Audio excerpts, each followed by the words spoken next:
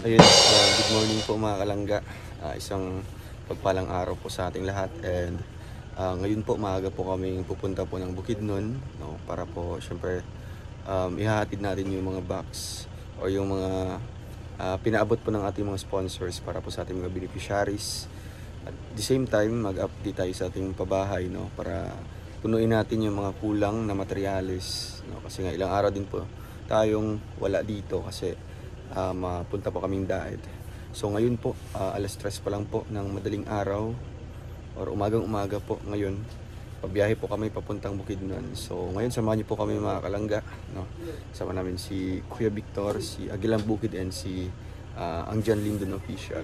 So tara mga kalangga, samahan niyo po kami sa biyahe, and sasabay namin si Bongo, no, kasi nga meron kaming bali 4 po na boxes po ang dadalhin namin sa umagang ito. So tara, let's go.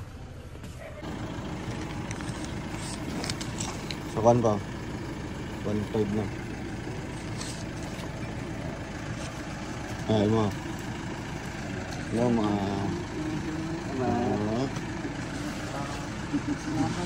Oo. Nara? Nara lagi dia. Kuha pa nakit ano ay wa pagit gitan od ya. I-check pa na akong CCTV. Lipong na nalipong. Kaya ba ba? Ang tubig. Bagay. Alas 5 na. Ato sa ma. Pa, no. Oh, ambi. Bye. Ajan. Ito na. So, ayun po.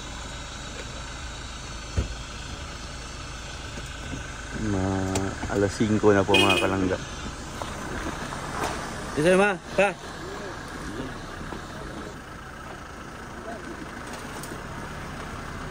Bye bye.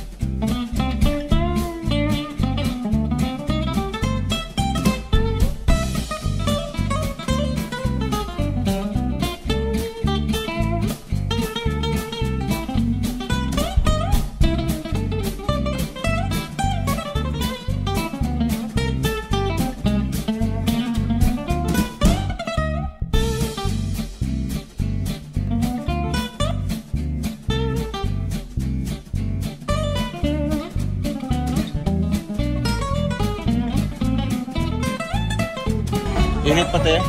Init ba? Ilang balot?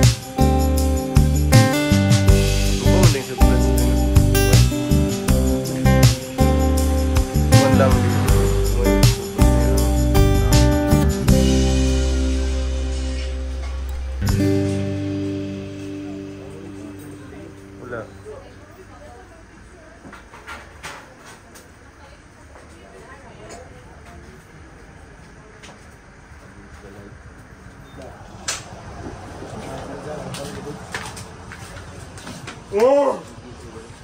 Ah. Ah.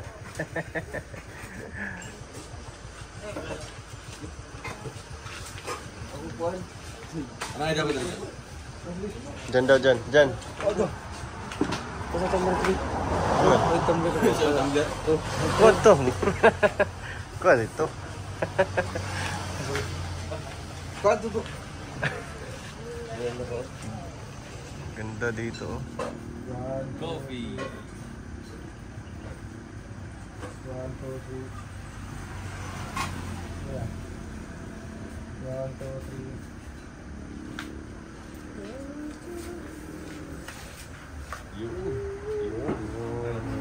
Okay.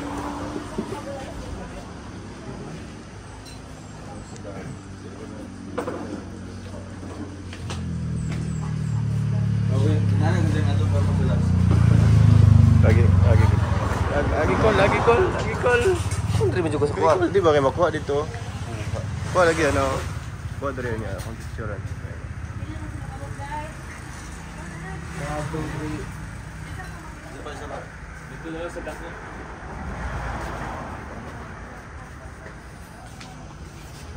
Kuha ang punto eh. Imuha na tanan niya?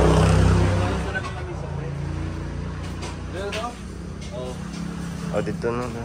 Imong kape ah. Let's eat the bulalo. Red rice and coffee. I'm coffee. Wow. Cappuccino is the best coffee. Latte macchiato. Enjoy it. Taste fresh coffee. So, yeah. And syempre, with our beautiful view. Wow. Yun. Cute. Lamin na.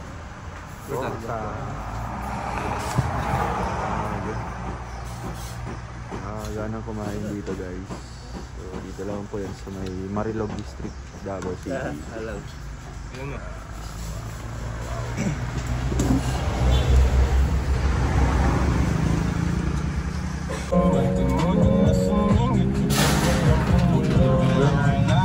Ay, kuhan na. Surtiya sa kuhan na. Burgeran.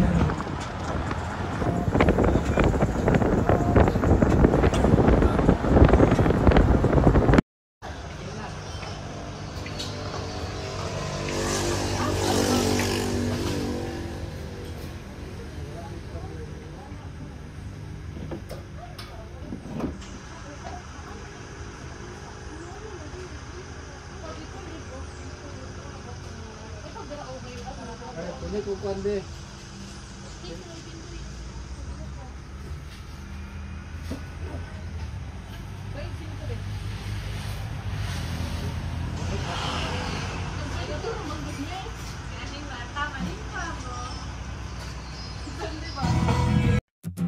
Pack your dreams in a suitcase. Leave the worries by the door.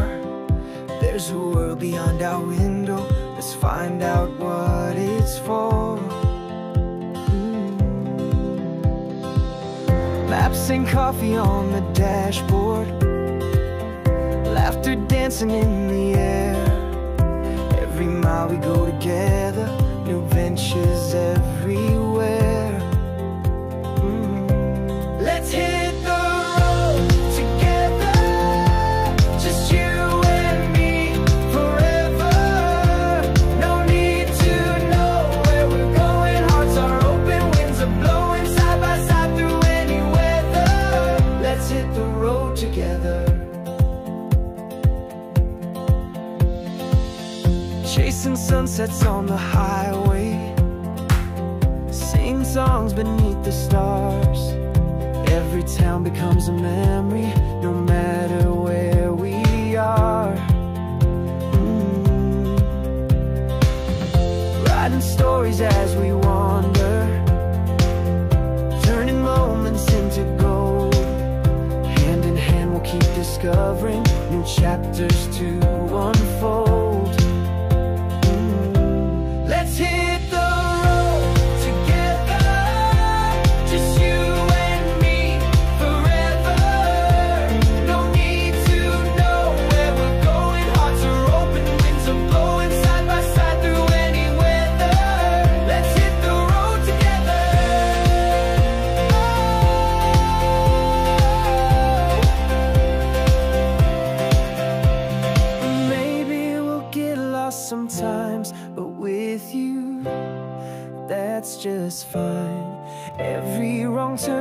is a part of this journey we call life. Let's hit the road together, just you and me forever. No need to know where we're going, hearts are open, winds are blowing side by side through any weather. Let's hit the road together, just you and me forever. No need to know where we're going, hearts are open, winds are blowing side by side through any weather. Let's hit the road together. So ayun guys, nakarating na po tayo dito sa bahay. Dito sa Bukidnon po mga kalangga. At almost 4 hours po ang biyahe namin, no? Kasi umalis kami doon mga around 3:30 or something, mga 4 na po yun. At nakarating kami dito is mga something 9, no? 9 something. Kaya ngayon mga kalangga, naabutan namin dito si Abel. Ayan Bel, kumusta? Kumusta ka? Grabe bakasyon, ano? Kumusta man yung ano mo ngayon? Kumbaga buhay-buhay. Ha? Juluya po. Pagod po. Ano pagod yun doon? Grabe. Mga ilang araw ka doon sa inyo? 9. Ilan? 9 days. More than 1 week na ano. So, ano yung trabaho mo doon, Bel? Bakit ano? Bakit parang natagalan ka? Kasi ano po yung mais ko po kayo. Inaanit ko po kasi. Marbis na po yun. Nag-harvest ka ng mais? Nag-harvest ko po. So, kumusta naman yung pag-harvest mo doon? Ilang araw yung ano nyo, pag-harvest ng mais? 3 araw po. 3 araw. So, sa loob ng 3 araw, nasa bundok ka lang talaga? Oo. Sino mga kasama mo doon? Tiyahin ko po sa tiyahin ko. So, kumusta naman yung mais mo doon, Abel? Ano lagi, yung kalahati po yung pinain ko ng dagat po. Yung kalahati, kinain ng daga? Ay, sayang. Grabe, marami sana yun. Kunti lang yung nanay ko kasi pinain ko ng dagat po. So, konti lang yung na-harvest mo, mga ilang sako yun? Ano ba? 20 lang po. 20 sako. So, pwede bang malaman magkano lahat na ano mo? Naibig din ako yan. Oh, yung kinita mo doon. 8,000? 8,000 lang. Grabe. Ano yun? Maliit lang yun. Maliit lang din ba? Parang yung kalahati, failure na yun. Oo. Kasi nga, kinain ng daga. So, kasi wala nang laman po kasi. Maliliit ano?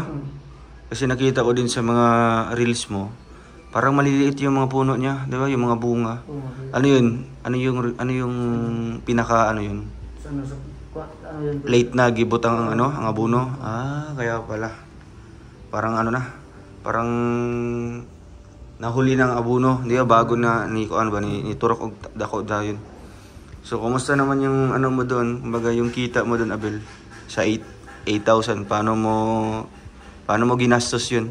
Ano po kayo, yung kalahati po yan, yung binigay ko po sa ano po, magulang ko. At saka yung tupi ko, iniwan ko nung kasi gusto ko yung narbis ko po yung pataniman ko ulit. So, may plano ka pa magtatanim ulit? Pero tihin ko na daw po yung... Ayun, tiyuhin mo na yung mag-asikaso. Ayun. So, sa loob ng 9 days, Bel, saan ka nag-i-stay? Asama ka nagpundo?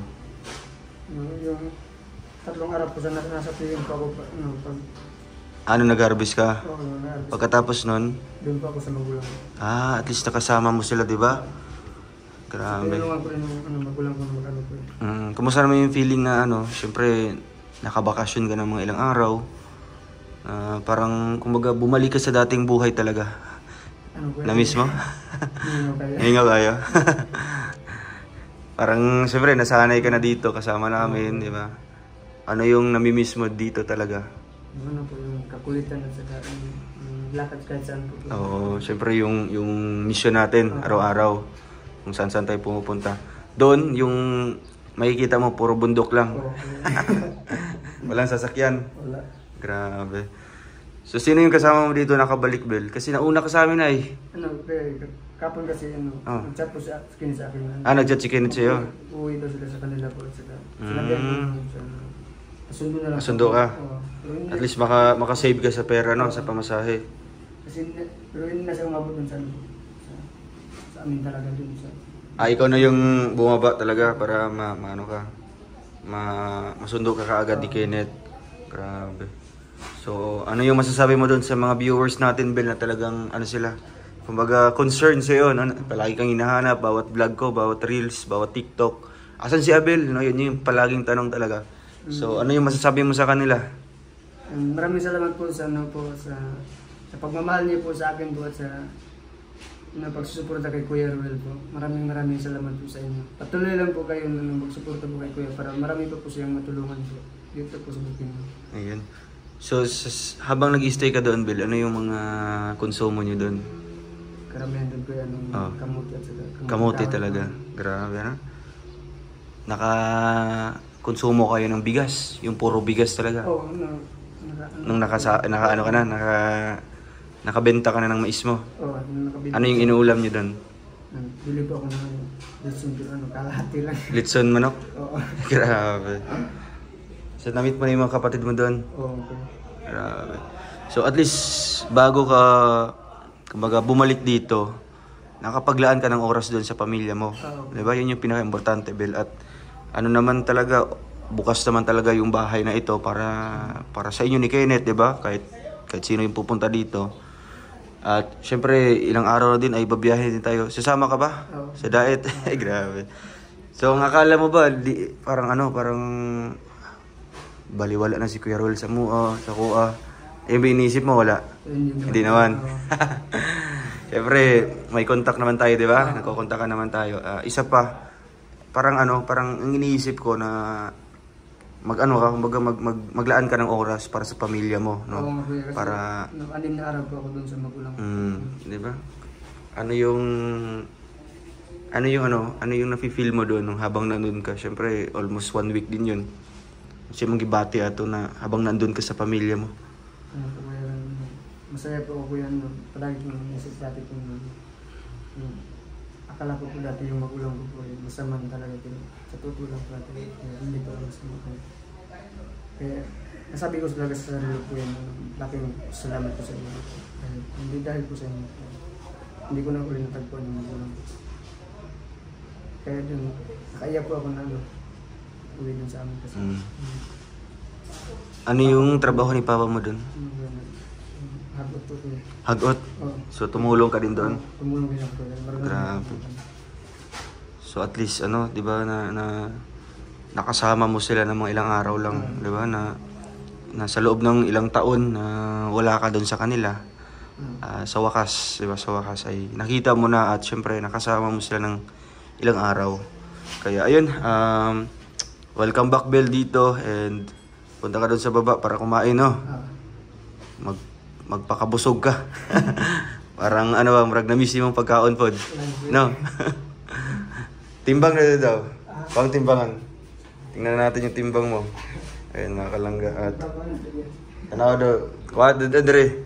Ayun, syempre ilang araw din siya na wala po dito sa atin. Ayun. Ilan na? 49?